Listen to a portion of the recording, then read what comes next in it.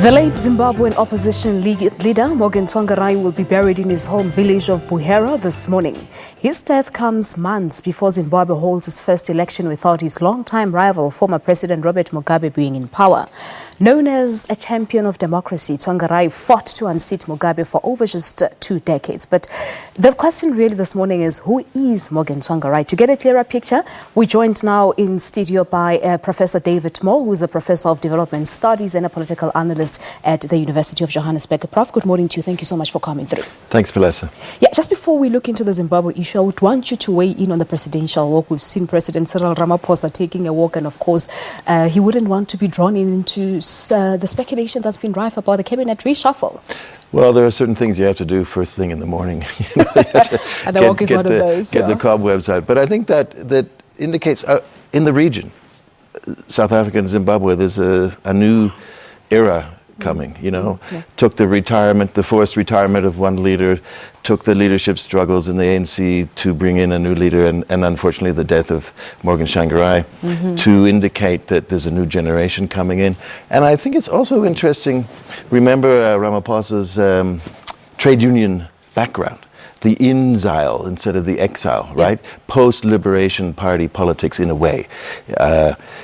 It's a change within the Liberation Party, for sure. Now, back to Zimbabwe. You've actually spent about 3 decades trying to understand the politics taking place there in Zimbabwe. Where does Morgan Tsvangirai fit into that whole picture? We've had President Mnangagwa saying that Tsvangirai deserves his space in the country's history books. Well, certainly he was Prime Minister during the Government of National Unity from 2009 until 2013.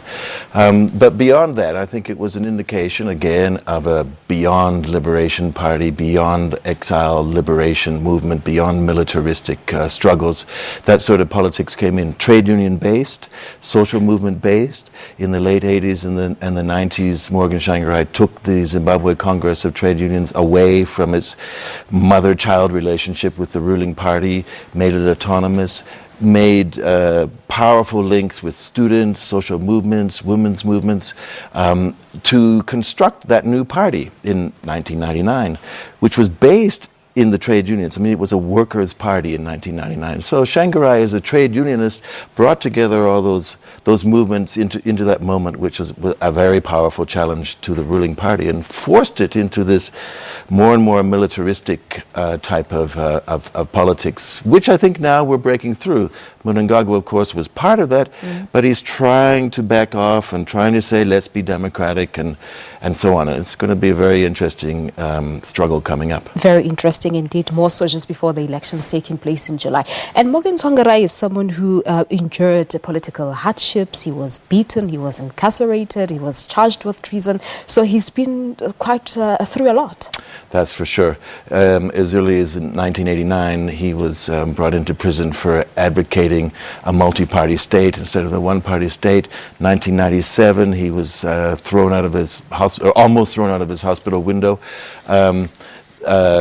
The treason trial, which was a long and drawn out, certainly a lot of and lost elections. I mean, elections which were really stolen. They were won in the democratic way, but either through manipulating the vote count or the incredible violence that took place after the 2008 victory in the first round of the election in March 2008.